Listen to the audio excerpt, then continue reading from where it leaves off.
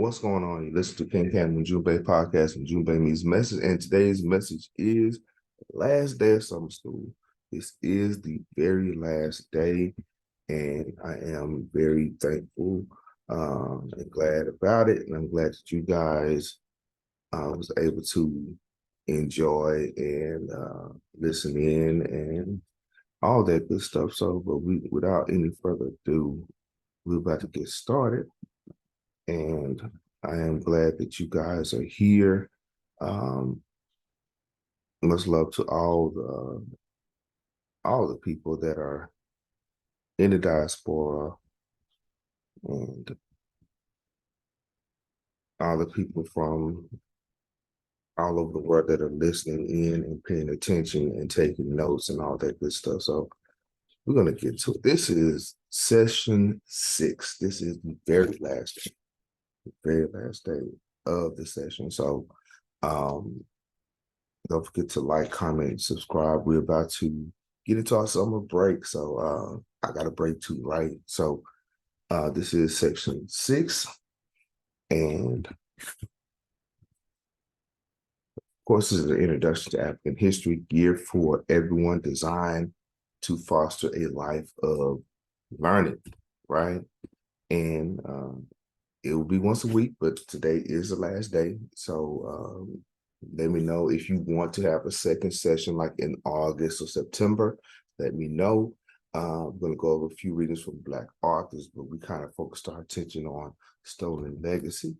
Now, we're going to identify and discuss major concepts in the book entitled Stolen Legacies, chapters 7 through 9. I hope you guys kind of read ahead and got in on this. And let's get down with it. We're gonna briefly recap, and we're gonna focus on the KEMETIC Mystery School. This is what everybody's been waiting on. Everybody's been really chiming in, commenting on this part. No, do I claim to be an expert? No, not at all. I'm not Dr. Kwesi or Professor M from DC. Dr. Ben, but this is some stuff that I have picked up along the way. And so remember chapter 3? Let's recap that. Chapter 3 dealt with the KEMETIC mystery schools briefly. And remember Brother G.M. James asserted that the Greek philosophy schools were the offspring of the Egyptian mystery schools. Still, is he right or wrong about that? You guys can still make a comment about it. Let me know. The KEMETIC mystery schools not only dealt with the tangible sciences, but the esoteric and the symbolic. There's exoteric, EXOTERIC, the ESO, the inner workings of it. The overall goal of the mystery school is to liberate the soul from the body and become like God. All right. Some will call it the Neteru. This is why the king would don the title Sa-Ra, or the son of the sun, son of light, son of God, and so on. The pyramid text would state the Insubiti, or the king of the north and south, would become an imperishable star, would take that journey to the Sa'u, or the imperishable star. So that was part of the pyramid text, which is thousands of years. And it was put together like 3,000 to 4,000 years ago, but the story was way older than that. So the mystery system was like a modern university. And according to Dr. Kwesi, it was like a person, it'd take a person up to about 40 years to gain this knowledge. You couldn't do it in 12 years. You could do it in 20. You had to do it basically from an early age all the way up. And the mystery system had 3 grades. It was the mortals, it was the intelligences, it was the sons of light. And it took them 40 years, right? Now, chapter 7. Let's get in on it. The curriculum of the KEMETIC mystery school. There had to be a curriculum, right? The foundation was the 7 liberal arts and sciences that were very foundational for a student. I believe as an educator, you still need that. You don't just have to go into standardized testing and 1 + 1 does not equal 2 kind of stuff. These are foundational things. What are they? grammar. You have to be able to communicate properly using the right words and the right phrases and so on, right? Arithmetic, mathematics. Mathematics is always the key to a lot of things. And so, and then rhetoric, how to convey your thoughts. We may know, we may have an idea, but then if you can't put it together and formulate a sentence, we don't understand. That's the reason why a lot of our artists are struggling, is because they could not convey their thoughts properly, right? And then dialectic or logic. Yeah, you said a lot of words, but does it make sense? Okay, is your train of thought proper? That's why I think, in my opinion, we still need the liberal arts and sciences, because these are very foundational, but they can be very profound also. Then they go to geometry. Geometry is in everything. I am sitting in a chair. If the geometry of this chair is faulty, I'll be on the floor, right? Then we got astronomy, the science of the stars. And that's how they gauge calendars, dates, seasons, everything. Some of the older monuments was lined up in stars. Even though, yeah, it may be a bunch of rocks in line, but they was lined up to the stars in the sky. All right. And then music. Music could communicate things deeper than words can. And I really believe that. I really believe that music still conveys a message, and it could be a positive message or a negative message. We've seen what's happening in society with a lot of negative music being played. A lot of negative music is being played, and it's affecting people's minds. It's affecting their way of thinking, right? So the 7 liberal arts and sciences: grammar, arithmetic, rhetoric, logic, geometry, and astronomy, and music. They had to master all 7 of these. You couldn't miss out on one. If you miss out on one, your career as a student in the mystery schools was not long at all, right? But if you mastered that, then you go into the 42 books of Jehuti. That's when the Kariheb or the priest become a specialist in something. Now you have to be very knowledgeable in the 42 books of Jehuti. You cannot move further. This is where it gets into the 40-year period, right? And it goes into different orders, and the order of the singer or Odus, okay? The horoscopus, which is astronomy. And then the Hierogamut. The Hierogamut dealt with writing, it dealt with literature, it dealt with the all forms of communication. There were the dialectic. I'm sorry, demotic. Demotic is a shorthand form of hieroglyphics, and then there was a formal form of hieroglyphics, and then there was a priestly form. Hierogama had to get in on that. He had to know this. All right. Then the stylistus, that person dealt with anatomy.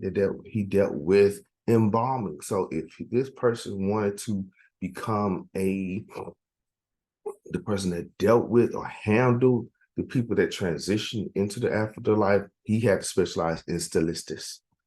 Then the prophets. The prophets were the presidents of the mystery schools, and they had to be very knowledgeable in the 42 books of Jehuti. You keep, to my understanding, at least 10 books thoroughly. There's a lot of brothers and sisters that we read. Yes, we read the books. Have you ever memorized the book? Man, that'll be something, right? That's why we say the people of Kemet, their knowledge was way profound, because that was their process. And that's the reason why Dr. Ben and so many others asserted the fact that these Greek philosophers didn't hang long. They was there for maybe 20 years and they was out.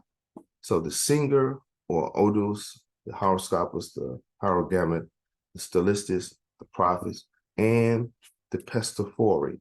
The pestaphori, I'm trying to wrap this off the top of my head, but I don't want to do that. Of course, Professor George Jean James, they were the doctors. They dealt with medicine, medical science. They dealt with the science of medicine. Okay, for both male and female. So these were the medical doctors. These were the medical doctors. We had the singers, we had the astronomers, we had the people that dealt with hieroglyphics, cosmology, geography. The statistics dealt with justice, laws, and the anatomy and embalming. The prophets were the presidents of the temple. They had to learn, according to Dr. James, 10 books, and the pastophori, the doctors, the medical doctors. My question: if you was able to do one, pick one, which science would you have studied? Y'all can tell me, y'all can comment, or in the chat, y'all can put it in the y'all can comment below. Which one would you pick? Would you be a singer, horoscopist, hierogamist, statistist, prophets, and pastophori? Me, it would be between the hierogama and the prophets, because I am a teacher. That'll be where I would be. All right. Now, then they go into the sciences of monuments. That's what they had to know how to build these massive structures. Not just profound projects like the pyramids, but the Tikkanen or the obelisk, or even a small temple or a small building, or even a house. They had to know how to do this. They just couldn't just say throw stuff up, because like the Temple of Waset and many others, the temple, the Edfu temple, and many others, they were massive projects, but they lasted years, years upon years. Some was built over a 500-year period, and you had to know what you were doing, because if your part of the project would be off, everything will be off. And we as a people of society need to understand, Black people in society, we need to understand that each person, each generation has a role to play in this massive monument. If we do not do right, the whole thing would be trash. Think about it. All right. So they had to get into the science of monuments. So they had the several liberal arts and sciences. They had the 42 books of Jehuti. They had the science of monuments, but they're not done. They had to do some, they may have to specialize in some other stuff. These secret sciences, that's when they get into the deeper meanings and knowledge of the Neteru, of society, of the mind, the nous, the soul, all of that. That's when they get into it. As above, so below, within, without, things like that. They get into that. All these Kari Heb had to touch on that. Okay, so they dealt with the education part, the building part, then the secret sciences. The reason why they was able to build these pyramids, the reason why they was able to build all these things, was because of the fact that they dealt with the person first. You can't build a pyramid. You can't build monuments of society without building a person. The education, the mystery schools of Kemet was designed to make a whole person. What do we have today? Y'all tell me. All right. And the priest himself, the priest had to be, he had to show suitable proficiency. He could not be slacking. In order for him to move on to higher level of knowledge, he had to be proficient. He could not have a failing grade. He could not see his way out. He had to be excellent. Okay, he had to be the master, because he had to be the master of it, because one day he may be the master of that temple. If you're good, like I tell my students all the time, if you're good at something, be great at it. Don't play. If you're good at math, be a mathematician. If you love science, be a scientist. Be good at it. And also, Dr. Amos Wilson said, many times in our education system. Right now, our education system is designed to solve white people or other people's problems. We need to go into the education system prepared to solve our own problems, all right? What problems would you like to solve if you had the opportunity? Y'all can, tell me or comment, all right? Now, recap really quick. What's the main idea of chapter 7? Y'all can tell me, type it. What's the 6 major orders of Kari have? 6 of them. Okay. Hint, one of them is the hierogamit, my favorite. The other one is the prophets. There's 4 more. Which one would you have chosen out of the 6? And what is, I'm sorry, didn't put the is in there. What's the science of monuments? All right. And how did the Kari have know he or she was ready? Because there was women in it too. Don't play. It wasn't just all men going into the priesthood school. There were mummies throughout in Egyptian history that they was named priestesses. So they had to go to school too. It wasn't just patrilineal or chauvinistic, male chauvinistic. The women got in on it too, right? All right. Now, chapter 8, men fight theology. We touched on it before, but Dr. James, he touches on it again, kind of recaps on that, right? The KEMETIC cosmology, part 1 deals with the natural rule of chaos, represented by Ptah emerging from the primordial waters of noon. We talked about this before. It deals with chaos. Part 1, chaos. And in the form of the primordial waters of noon, there was a hill or the Chijenin or risen land, Tajenin, risen land. Okay. So part 1 dealt with chaos. Part 2, what did it deal with? Order. So we have chaos, we have order, and then that was represented by a tune, right? Okay, represented by a tune emerging from the chaotic water, sitting on the hill. That was force, that was energy. Okay, we have chaos, and we have energy. And so part 3 deals with the Ennead, Nun, Nanuet, Hut, Haket, Ha'et, Amun, Amunet. It was male and female. Okay, that was opposites. They may not be opposite in what they were doing, but they were opposites as far as gender. Okay, primeval water and space, matter and space, illimitable and then boundless. Had darkness and obscurity. Amun, Amunet, the hidden and the concealed.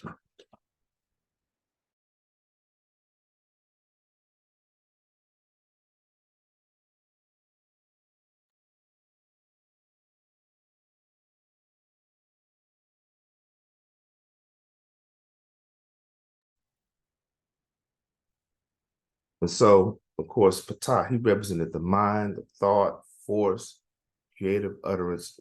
He was a nature of order. He was also known as the great or grand architect. Some people heard that before. But remember, the Ennead dealt with the opposites, and then Ptah dealt with order.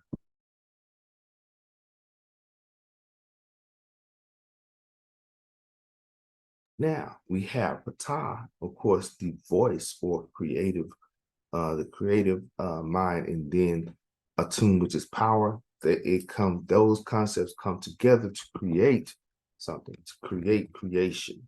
And so it dealt with the Ennead in the form, each one of them were part of something. Shu, I know you guys can't see it, which is air. Tefnut, moisture. Geb, earth. Nut, sky. Asar, fertility. A set feminine principle in the seen world.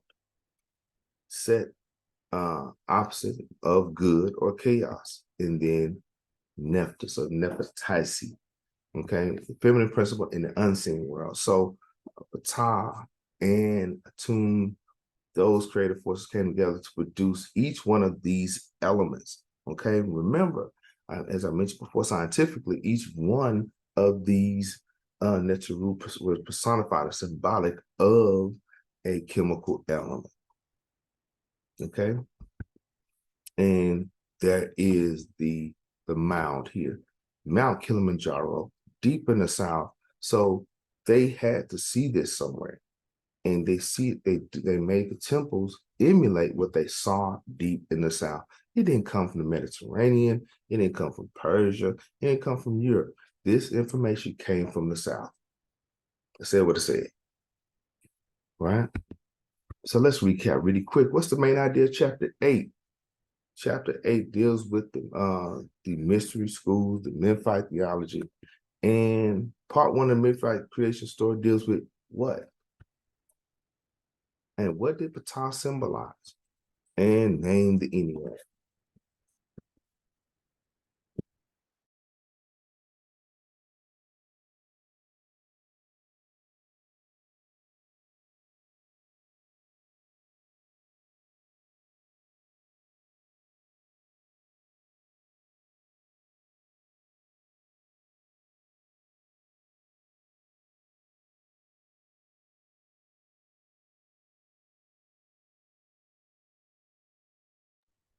One more time. The main idea of chapter 8, part 1 is the Memphite creation story, deals with what and what did Ptah symbolize, and name the Ennead, and what did they symbolize. Last thing before I cut you loose. Chapter 9, Professor James deals with social reform. Okay, so it was so many things he touched on, but this is the last chapter of the book. There was some annexes and appendixes, but this dealt with social reform. Now that we know this information, like I said many times, now that you know this information, what are you going to do with it? He proposed that, of course, we should see things through our African mind, and he also believed that the Greeks, of course, they stole that African information, so we had to name it as it is. He also mentioned that Black colleges, our beloved HBCU, should be Black. Okay, they should focus on the Black mind of education and educating our Black youth from a Black perspective. Keep in mind that Professor James was a professor at a HBCU, University of Arkansas, Pine Bluff, so he does know what he's talking about. So in many cases, it's very important that we do that. He even touched on the fraternities and sororities, that they have to have an African perspective also. I do agree, and there's things that we can always do, but it's very important that we do something. Don't just sit idly by and don't do anything at all. So that's a little bit about it. Okay, that was Stolen Legacy, all the chapters, and what's next? The next book. The next book we're gonna cover is hopefully Ethiopia. Okay, the mother of civilization. But I hope you guys enjoyed King Cam and Ujumbe podcast, the summer school edition. Okay, this is King Cam and Ujumbe podcast. Ujumbe means message. And today's message it was session 6, the very last day of summer school. I hope you guys enjoyed yourself. I hope you guys learned something. Will I come back? Yes, once summer is over, but I'm thinking about doing a session 2 next August. Y'all let me know. Let me know what you think, and we'll go from there. All right. And I hope all is well with you wherever you are in the diaspora, in Kenya, in the United States, Dallas, Los Angeles, Houston, New York, all over. Trying to think of the fam out there in Nigeria, Saudi Arabia, Germany. I really appreciate you guys for tuning in and listening, and I really appreciate it. And this podcast has been brought to you by PG Cam Events and Designs and Pan African Connection Bookstore, all that stuff. So I really appreciate the love, and I really appreciate you guys putting up with me for these last few weeks. And I will talk to you later. Have a good one. Once again, one more time, King Cam and Ujumbe podcast. And Ujumbe means message. See you in the fall. Let's get it.